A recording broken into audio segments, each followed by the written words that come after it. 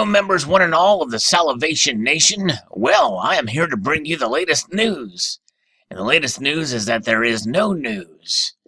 And at least according to what the Federal Reserve has done today, that is nothing.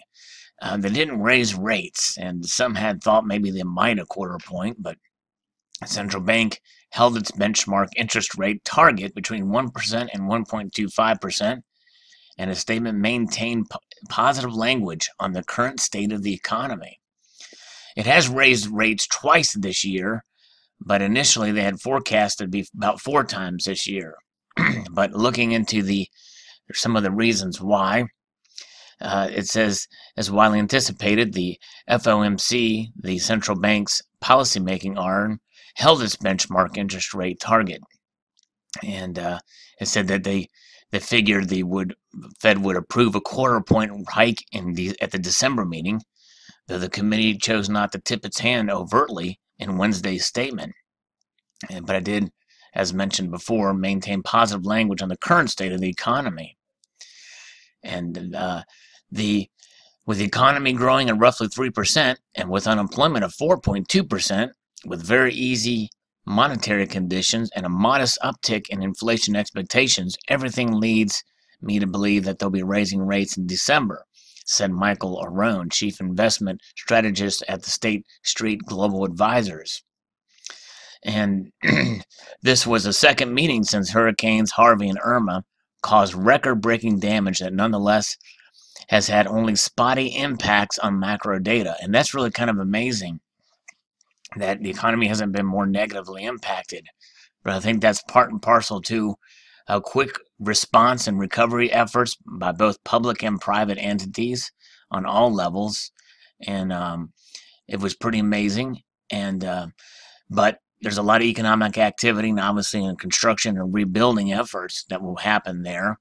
So that probably has offset some of the negative impacts by lost jobs and other sectors of the economy, and those areas will naturally suffer for a while until things can get, infrastructure can get rebuilt, especially in the hardest hit areas of Houston and obviously Puerto Rico, which is not as much of a factor because Puerto Rico's economy has really been hurting for quite some time, and its GNP and everything else, compared to every of the other states and everything like that, is pretty low.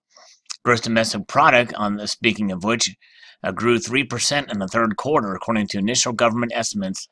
That was ahead of Wall Street forecasts. So it's pretty amazing with low unemployment rate and a GDP that's doing very well. The committee statement noted that the labor market has continued to strengthen and that the economic activity has been rising at a solid rate despite hurricane-related disruptions. Although the hurricanes caused a drop in payroll employment in September, the unemployment rate declined further. The statement noted that gasoline prices rose following the storms, but other inflation indicators remained muted. The committee conceded that inflation is still running below 2%, the target that the Fed feels is most suited to healthy growth. And so I guess they felt that it just was on that line, whether to raise interest rates or not. And there's other factors there too. Gas prices are starting to recover from Hurricane Harvey, and that's good. I paid $2.14 today when I got gas, and so they're coming down, but not to the point where they were pre these hurricanes. Now, what about gold and silver?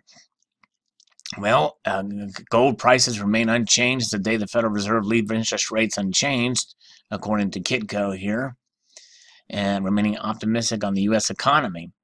The central bank left interest rates unchanged with a range between 1 and 1.25% in its monetary policy statement. And the labor market has continued to strengthen, as was mentioned earlier. According to some analysts, the Fed continues to remain concerned about inflation, noting that it is soft, a shift from their previous description of transitory effects of impacting price pressures. However, the Fed continues to expect that inflation will pick up over time. Inflation on a 12-month basis is expected to remain somewhat below 2%, in the near term, but to stabilize around the committee's 2% objective over the medium term. Gold prices are relatively unchanged in reaction to much of the anticipated policy decision. I think that if the rates would have gone up a quarter point, we would have seen gold and silver prices go down. And let's take a look at that. But before we look at the gold and silver prices, I will note that, in 2 days from now, as of the recording of this video, it's Wednesday, November the 1st, Donald Trump will announce his decision to head the Federal Reserve. And I think a lot of people are probably thinking he may keep Janet Yellen on.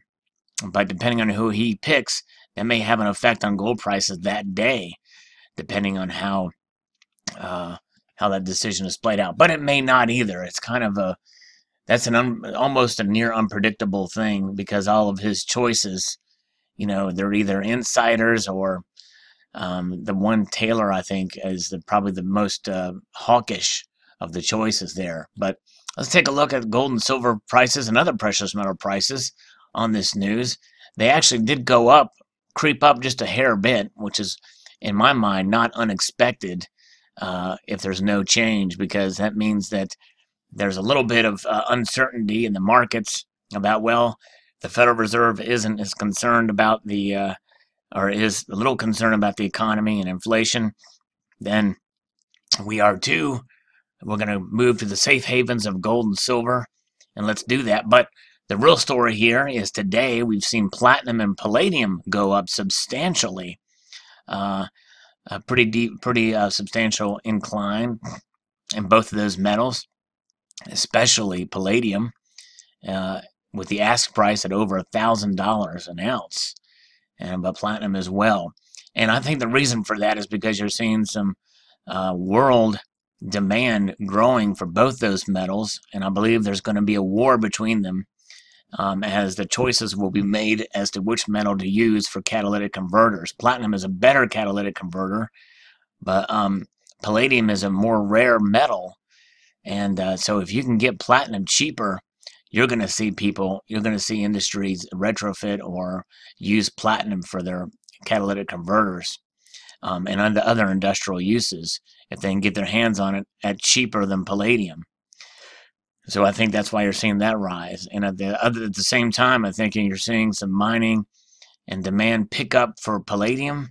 And then, of course, there's the unmentionable, which doesn't draw much attention, but rhodium has really shot up there in price.